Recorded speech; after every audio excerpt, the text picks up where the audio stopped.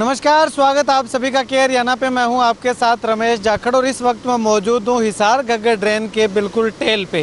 यानी कि हिसार घग्गर ड्रेन का पानी जो घग्गर नदी में डालने के लिए जो साइफन बनाया गया था, उस साइफन के क्या कुछ हालात हैं। और इससे पहले जब साइफन नहीं बना हुआ था तो ये हिसार घग्गर ड्रेन का पानी जो है वो जो O2 से जो नहरें निकलती है SGC और शेरावाली, उनमें डाला जाता था, जिसके कारण आगे पानी की पूर्ति नहीं हो पाती थी, क्योंकि ये पानी जो वो आगे दबाव बनाता था, जिससे कि इस हिसार घग्गर ड्रेन में जो है वो पीछे उफान पे जो है वो ये रहा करती थी। तो इससे निजात दिलाने के लिए कि इसका पानी भी घग्गर में चला जाए और SGC और शेरावाली में भी जो है वो सही मात्रा में पानी जो है वो किसानों को दे दिया जाए, इसके लिए साइफन बनाया गया था। अब साइफन बनाने को लेकर के मैं आपको तस्वीर दिखाना चाहूँ तो साइफन जो यहाँ से पानी घग्गर नदी में डालने के लिए बनाया गया था कि हिसार घग्गर ड्रेन का पानी जो है वो घग्गर नदी में चला जाए,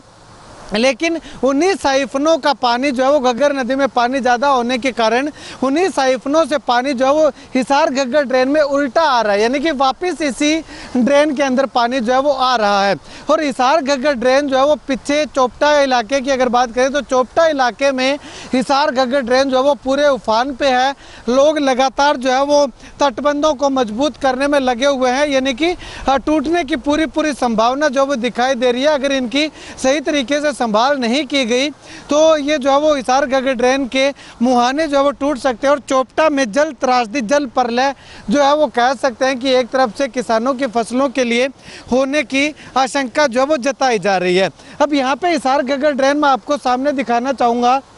तो देखिएगा, जो पीने के पाइपलाइन एक यहाँ पे हमें दिखाई दे रही है, उसके बिल्कुल पानी टच कर रहा है। कहीं ना कहीं वो पानी भी जो है वो इससे पीछे अगर बात करें तो थोड़ा भराव हमें दिखाई दे रहा है। वो पानी भी कहीं ना कहीं पीछे जो है वो टक्कर बना करके जो है वो इसको लेवल को ऊपर बढ़ाने का काम करता है। उसके बाद में जैसे यहाँ पे आता है तो ये घग्गर नदी का पानी जो है वो यहाँ पे आ करके, और आप ये देखिएगा पानी जो है वो वापस जा जरूर रहा है इस तरफ है, घग्गर नदी की तरफ है, लेकिन घग्गर नदी में नहीं जा रहा। ये पानी जाने का कारण ये है कि इस तरफ मैं आपको अगर दिखाना चाहूँ तो ये देखिएगा, यहाँ पे बड़े बड़े पंप लगा करके, मोटरें चला करके जो है ये पानी वापस जो है वो हिसार घग्गर ड्रेन का पानी आगे जो है वो लिफ्ट किया जा रहा है। अब ये पानी जो है वो लिफ्ट होना तो चाहिए था घग्गर नदी में, लेकिन ये फिर से आगे मैं आपको ये पॉइंट दिखाना चाहूँ तो यहाँ पे SGC और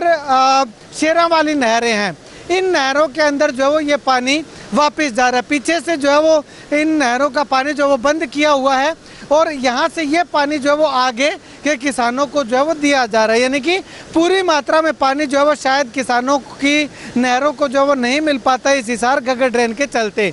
अब इसका जो साइफन बनाया गया था उससे घग्गर नदी में पानी जो वो जाना चाहिए था, लेकिन घग्गर नदी में पानी का लेवल ज़्यादा होने के कारण जो है वो पानी वहाँ नहीं जा पा रहा है। और इसलिए, और वहीं दूसरी तरफ की अगर बात करें तो दूसरी तरफ जो एलनाबाद का जो इलाका है, चाहे वो करमशान है, मिठनपुरा है, तलवाड़ा है, बेरवाला है, अगर बात करें तो काशी कबाश है, निमला, धौलपालिया है, ये तमाम गांव जो है वो पानी के लिए तरसते हुए दिखाई दे रहे हैं। अब ऐसे में इन नहरों के अंदर पूरा पानी दे दिया जाए तो अंत तक, टेल तक पानी पहुंच जाए तो उनकी भी पूर्ति हो जाए। और यहाँ से अगर सही से साइफन बना करके घग्गर नदी में जो वो डाला गया होता तो पीछे चोपटा एरिया के लोगों को भी जो परेशानियों का सामना ना करना पड़ता। फिलहाल अगर बात करें तो साइफन सही से ना बनने को लेकर के साइफन का जो है वो 2 से 3 बार काम जो है वो हो चुका है। 3 बार साइफन को बना दिया गया है। अभी तक यही सूचना मिल पा रही है कि लगभग 3 बार साइफन को जो बना दिया गया, लेकिन कामयाबी जो है वो 1 बार भी मिलती हुई दिखाई नहीं दे रही है। खैर, आने वाले समय में क्या इसकी जांच की जाएगी कि आखिर 2 से 3 बार साइफन बनाने के बाद भी इसको कामयाबी क्यों नहीं मिली है, कहाँ इसकी गड़बड़ जो है वो देखने को मिल रही है। ये जांच के बाद ही पता चल पाएगा, लेकिन पता तब चलेगा जब जांच होगी। अब जांच होगी या नहीं होगी ये अधिकारियों पे, सरकार पे जो है वो निर्भर करता है। खैर, आप इस वीडियो को लेकर के अपनी राय जो है वो कमेंट सेक्शन में कमेंट करके ज़रूर बताइएगा।